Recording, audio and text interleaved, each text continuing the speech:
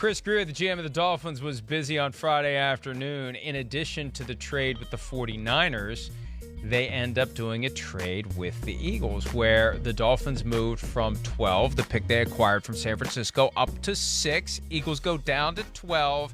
So the Dolphins come out of this with a net of the 6th overall pick this year. They move down 3 spots.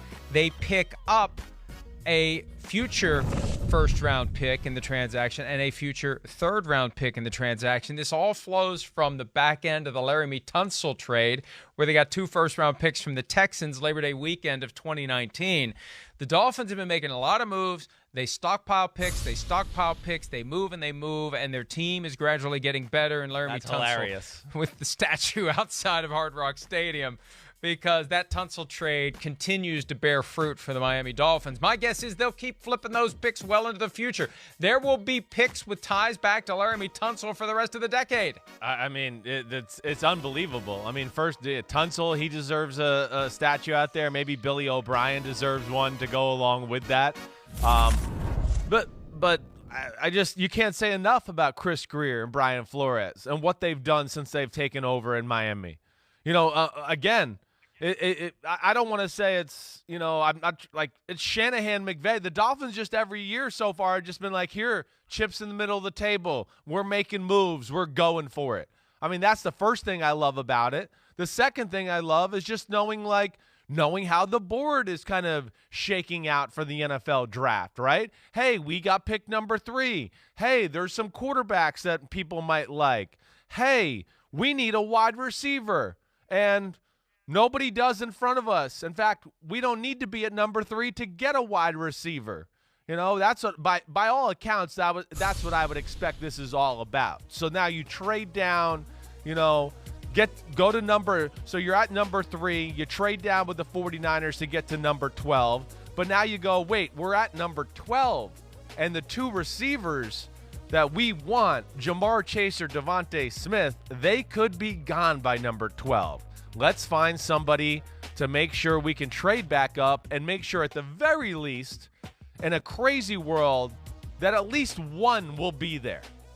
And that's where I think it's beautiful by the Miami Dolphins. They trade back up to number 6, and now you're assured of a Jamar Chase or a Devontae Smith for the most part. I mean, it would be very odd for me to think the Falcons would take a receiver or something like that with Julio and Calvin Ridley. They could trade out. They could trade out, but they put themselves in a really good spot, more than likely to get one of those 2 guys to help out their young quarterback in Tua. You don't go to 6, where you essentially will have, at worst, the 3rd non-quarterback off the board. You don't do that unless you have 3 non-quarterbacks that you love, plain and simple. Sure. So they're content if it is Chase and Smith at 4 and 5, because the Falcons and Bengals trade down with teams that spring up to get a receiver, then they'll take somebody else at number 6, but they're content with that. And at the end of the day, hey, they're going to get equivalent value at 6 that they would have gotten at 3, and they picked up an extra first-round pick and third-round pick in the process. So this was a masterful move on the chessboard by Chris Grier to find a path to getting the same or similar guy that they would have gotten at 3, at 6, and another future first-round pick that can be used or traded or part of a package to move down or up or whatever. And I love that move from the Dolphins' perspective, because they come out of it basically in the same position they were in, but with more assets in the future. Yeah, that's right. They come, and then, you know, to the point, too, where, you know, I think you're right. You got to think there's at least 3 guys there that they got their eye on to go, hey, we're happy that if any of these 3 come to us at number 6, we're in the perfect spot. And at the very worst, you know, if they got wind that 4 and 5 might take a player that they really like or want or whatever, like you just said, too, they got a ton of assets to make more moves here. If they wanted to get up another spot or 2, that's not going to be an issue. But I do think ultimately it is about one of those 2 receivers as far as positioning themselves at number 6. And I don't know which one it is. You know, like I said, Chase, Devontae Smith, it's 1A, 1B. It's ballers. They're ballers. But it was great maneuvering by them. And the Dolphins, the way their team is set up, I mean, it's just, you look at it, Mike, and you go, damn. I mean, really, position by position, they're in a good spot. Now it's just about, hey, I mean, can we hit with some superstars here in the draft? And, what else do they do as far as trade-wise to maybe get other players or other, marquee moves here as we go forward?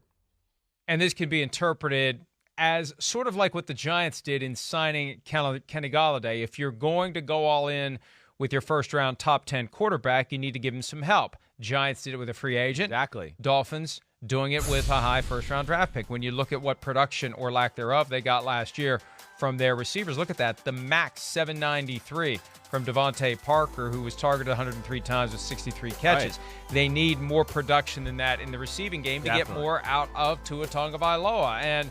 And hey, if you get Devontae Smith or Jamar Chase and Tua doesn't get it done this year, then next year maybe the dust has settled on the Deshaun Watson situation. You trade for him then. I really do think, my first thought, Chris, when they bumped from 12 back to 6, well, maybe they're still kind of potentially in play for a quarterback.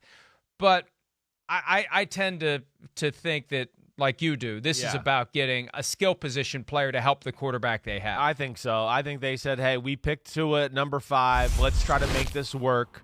We got a good football team. There's definitely room to grow from Tua that we know of. We did see some good to think that there could be, more good coming down the road. There's no doubt. And I think realistically, when you evaluate it too, to your point to what you just said, it's not like he had weapons galore all around him. I think that's the big thing. I mean, Devontae Parker is really good when healthy. Preston Williams can help out a lot, and he is really good when healthy. But health has not been like some of their strengths there. And Gesicki, their tight end, is the second leading receiver. Like, I think everything we showed on that graphic about their receptions and receivers and everything like that just shows you they have a desperate need at that position. They need more production there.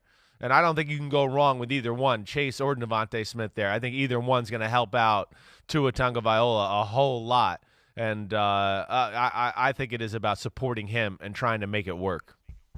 Yeah, and they're in a division that is very competitive and getting more competitive all the time. When you look at what the Patriots have done this offseason, what the Bills are and have become, the Jets with Zach Wilson, if he ends up being pick number 2. Yeah, and a good start to free agency. Competitive, difficult division. You got to do what you can to keep pace in what could become the AFC's version of the NFC West. Hi, I'm Mike Tirico, and thanks for watching. Make sure to hit subscribe for the latest news and highlights from NBC Sports.